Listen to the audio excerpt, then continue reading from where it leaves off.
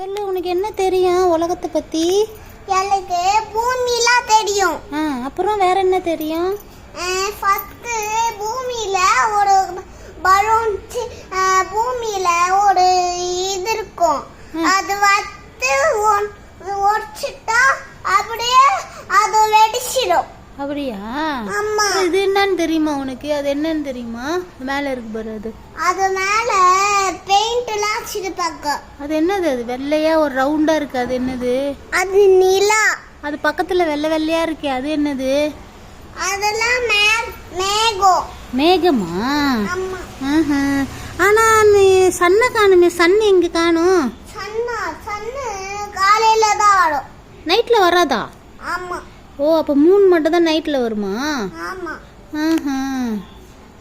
சரி, அப்போ அந்த வெள்ளை வெள்ளையா இருக்கிறதெல்லாம் மேகம்ன்றியா? ஆமா. யார் அப்படி பண்ணி வச்சிருக்கா?